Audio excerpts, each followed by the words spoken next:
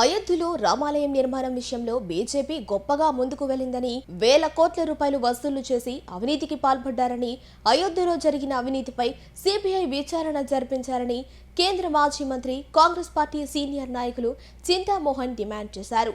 మంగళవారం Vijayawada press club లో జరిగిన మీడియా సమావేశంలో చింతామోహన్ మాట్లాడారు. ఈ సందర్భంగా ఆయన మాట్లాడుతూ, యుద్ధం జరుగుతుందని తెలిసి మోడీ ఇజ్రాయెల్ ఎందుకు వెళ్లారు? అక్కడ ఏ చర్చలు చేశారు? ఎప్స్టీన్ ఫైల్స్ గురించి మాట్లాడారా? 20,000 మంది చిన్న పిల్లలను అతి దారుణంగా చంపితే మన దేశ ప్రధాని మోడీ ఎందుకు మాట్లాడలేదు? భారత విదేశాంగ శాఖ ఎందుకు స్పందించలేదు అని ప్రశ్నించారు. ముఖ్యంగా భారతీయ జనతా పార్టీ చాలా గొప్పగా అయోధ్య విషయంలో ముందు అయోధ్య టెంపుల్ పేరు పెట్టి వేల కోట్ల రూపాయలు కలెక్ట్ చేసి ఈ వేల కోట్ల రూపాయల్లో అవినీతి జరిగింది. ఉత్తరప్రదేశ్ రాష్ట్రంలో అందరూ ములాయం సింగ్ కొడుకు మొదలుకొని అందరూ ఘోషిస్తూ ఉన్నారు వేల కోట్ల రూపాయలు తిన్నారని. తిరుమల తిరుపతి దేవస్థానంలో ఏదో చిన్నది జరిగితే సిబిఐ ఎంక్వైరీ చేశారు. నేను నరేంద్ర మోడీ గారిని డిమాండ్ చేస్తున్నాను, విజయవాడ నుంచి అయోధ్యలో జరిగినటువంటి అవినీతి పైన వెంటనే సిబిఐ విచారణ జరిపించి తీరాలని భారతీయ జనతా పార్టీ. రెండో విషయం ఎన్నో ఉన్నాయి. విదేశాంగ విధానం, యుద్ధం జరగని గారు ఎందుకు ఇజ్రాయెల్కి వెళ్ళి కలిశాడు. 2 రోజుల ముందు యుద్ధం జరుగుతుందని తెలుసు. మరి వాళ్ళిద్దరు మధ్యలో జరిగినటువంటి సంభాషణలు ఏంటి? ఏదైనా ఎప్స్టీన్ ఫైల్స్ గురించి మాట్లాడుకున్నారా? దేశంలో ఉన్నటువంటి దేశాధినేతలు చాలా మంది, ఒక ముస్లిం కంట్రీస్ వాళ్ళు తప్పించి అందరూ ఎప్స్టీన్ ఫైళ్లలో ఇరుక్కున్నారు. వైట్ హౌస్ వాళ్ళు మొదలుకొని. ఎవరి ఎప్స్టీన్ అనేవాడు ఒక సెక్స్ బ్రోకర్. రష్యాలో ఉన్నటువంటి చిన్న బిడ్డలను, 20-30 సంవత్సరాల బిడ్డలను పెద్ద పెద్ద దేశాధ్యక్షులకు పరిచయం చేసి మరి ఎన్నో ఫోటోలు, వీడియోలు సంపాదించారు. అసలు ప్రపంచంలో మొన్న జరిగినటువంటి యుద్ధానికి కారణం ఎప్స్టీన్ ఫైల్స్. మరి గాంధీ గారు ఒక వ్యాసం రాశారు ఇండియన్ ఎక్స్ప్రెస్ లో. గత కొద్ది నెలల్లో పాలస్తీనాలో గాజా అనే ప్రాంతంలో 20,000 మంది చిన్న బిడ్డలను చంపడం జరిగింది. 20,000 మంది చిన్నారులను హాస్పిటల్లో, స్కూళ్లలో. కానీ నరేంద్ర మోడీ గారు దాని గురించి ఒక్క మాట మాట్లాడకపోవడం కారణం ఏంటి?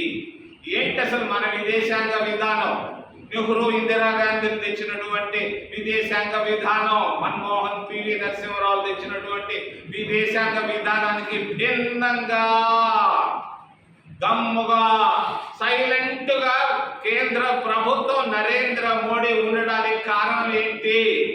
ఇంతకంటే గొప్ప దారుణమైన విషయం ప్రపంచంలో జరగలేదు. 20,000 మంది చిన్న బిడ్డలను చంపితే నరేంద్ర మోడీ, కేంద్ర ప్రభుత్వం, మన విదేశాంగ శాఖ మాట్లాడకపోవడం గర్హనీయం, దారుణం. ఇది భారతదేశ చరిత్రలో ఎప్పుడు జరగనటువంటి మరి దుర్మార్గపు నీతి. దీన్ని మేము ఖండిస్తున్నాం. భారతీయ మరి పార్టీ తప్పిది.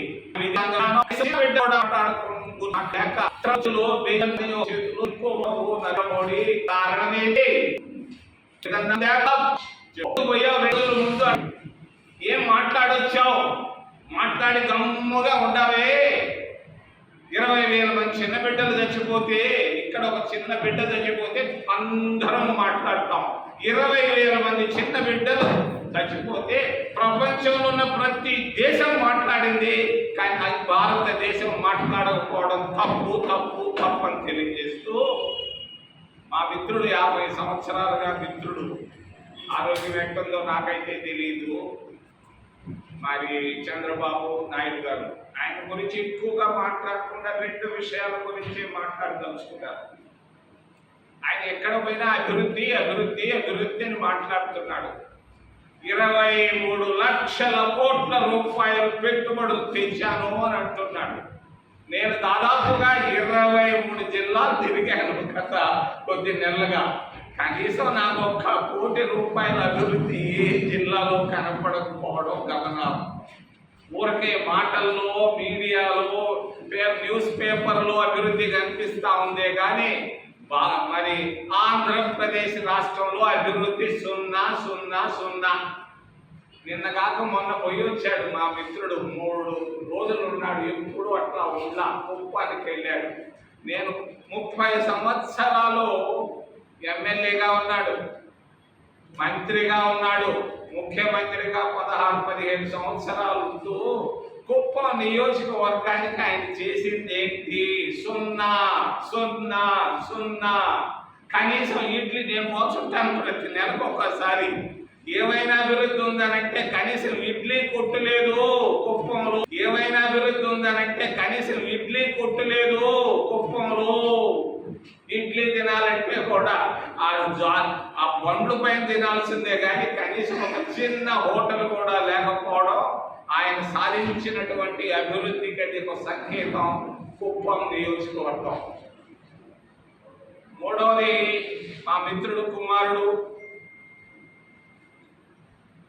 రాజశేఖర్ రెడ్డి గారి సుపుత్రుడు. ఆయన పైన ఆదాయానికి మించిన ఆస్తుల విషయంలో జగన్మోహన్ రెడ్డి మాట్లాడకపోవడం కారణం ఏంటి? ప్రజా జీవితంలో అవినీతి అనే దానికి అవకాశం ఇవ్వకూడదు. మరి ఆదాయానికి మించిన ఆస్తుల విషయంలో ఆయన నిశ్శబ్దంగా ఉండడానికి కారణం ఏంటి? మరి జయలలితకు ఒక రూలు, జగన్మోహన్ రెడ్డికి ఒక రూలు. మరి జయలలిత తప్పు చేసిందని ట్యాక్సీ మ్యాటర్లో ఆమె ఎక్కడో చిన్న పొరపాటు చేసిందని ఆమె జైలుకు పంపించారు కదా, మనందరం చూశాం కదా. మరి జగన్మోహన్ రెడ్డి ఎన్ని చేసినా నరేంద్ర మోడీ మౌనంగా ఉండడానికి కారణమే స్థాన పరిస్థితులు భయంకరంగా తయారవుతున్నాయి. రాజకీయ ప్రలోభాలకు గురవుతున్నట్టు అనుకున్నారు. నేనండి నాకు స్థానాలపై విపరీత నమ్మకం ఉంది. ప్రజల్లో వస్తున్నాయి. జగన్మోహన్ రెడ్డి మాట్లాడిన మిత్రుడు కూడా పోలీసులు ఈ మధ్య పోలీసు ఎక్కడ పడితే కొట్టడం, పిలిచి కొట్టి చంపడం. మరి 2-3 పేర్లు ఈ మధ్య వింటా ఉన్నాం. ఒక ఆయన రావణ్ అని. ఎందుకయ్యా చంద్రబాబు నాయుడు కొంచెం ఆలోచించి నిర్ణయాలు తీసుకో. పోలీసులు నీ చేతిలో ఉన్నారని నీ ఇష్టం వచ్చినట్టు చేయబాకాయ. పోలీసుల చర్యలను నేను ఖండిస్తున్నాను. పోలీసులు మరి అదుపు తప్పుతున్నట్టుగా అనిపిస్తా ఉంది. వాళ్ళు న్యాయాన్ని కాపాడాల్సిన వాళ్ళే మరి ఎక్కడ బట్టి అక్కడ కొట్టడం, తీర్చడం. ఏంటిది? డీజీపీ ఎవరు నాకు నువ్వైతే తెలియదు, పేరు తెలీదు. కొంచెం జాగ్రత్త. నువ్వు రాజకీయ ప్రలోభాలకు గురి అవుతున్నావు. ఎక్కడ పడితే అక్కడ పోలీస్ యాక్ట్ ఎందుకయా? తిరుపతిలో పోలీస్ యాక్ట్ పెట్టారు, సెక్షన్ 30 అంట పోలీస్ యాక్ట్ 30. ఎందుకు పుణ్యక్షేత్రంలో పోలీస్ యాక్ట్? చంద్రబాబు నాయుడు ఏంటి ఇదంతా తగ్గించమని తెలియజేస్తూ చివరిలో కాంగ్రెస్, మీ అందరికీ తెలీదు, చాలా మందికి నమ్మకం లేదు, నేను చెప్తున్నాను. జగన్మోహన్ రెడ్డికి పరిస్థితుల్లో రాలేడు. చంద్రబాబు నాయుడు ఈరోజు జగన్మోహన్ రెడ్డి పరిస్థితి చంద్రబాబు నాయుడుకి రాబోతా ఉంది. నాకు డౌట్ ఉంది చంద్రబాబు నాయుడు ఆరోగ్యం పైన. మొన్న ఏదో ఏషియన్ గ్యాస్ట్రో ఇన్స్టిట్యూట్ పోయి వచ్చాడు. 2-3 సార్లు పోయి వచ్చాడు. మరి ఎంఆర్ఐలు, సిటీ స్కాన్ చాలా తీసినట్టున్నారు. ఆరోగ్యం పైన జాగ్రత్త వహించు మిత్రమా తెలియజేస్తూ కాంగ్రెస్ పార్టీ మేనిఫెస్టోలో పోతాం. మావికని మేము వెళ్ళాం. మావికని కాదు మేము పోబోయేది ప్రత్యేక హోదా. హక్కు అనే దానిపై మేము వెళ్తాం. రేపు రాబోయే మేనిఫెస్టోలో కాంగ్రెస్ పార్టీ అధికారంలోకి రాగానే ప్రత్యేక హోదా నుంచి ఆంధ్రప్రదేశ్ రాష్ట్రానికి ఆర్థిక సమస్యలు తీరుస్తాం. రెండవది, ఈ మధ్య కాలంలో అందరూ దళితుల పైన పడ్డారు. ఎవరు దొరికినట్లేదు వీళ్ళకి. మరి దళితులను 3-4 భాగాలు చేశారయా. 4 భాగాలు, 2 భాగాలు చేశారు. సరే, 4 భాగాలు చేశారు.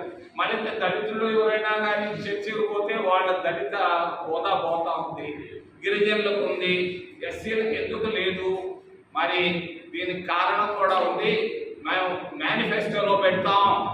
మా కాంగ్రెస్ మేనిఫెస్టోలో రేపు రాబోయే ఎన్నికల్లో మేనిఫెస్టోలో పెట్టి దళిత క్రైస్తవులకు కూడా దళిత స్టేటస్ ఇస్తామని చెప్పి మేనిఫెస్టోలో పెట్టి మేము ప్రభుత్వానికి రాగానే, కాంగ్రెస్ పార్టీ కేంద్రంలోకి రాగానే మరి రాజ్యాంగ సవరణ చేసి దళిత క్రైస్తవులందరికీ దళిత స్టేటస్ ఇస్తామని తెలియజేస్తూ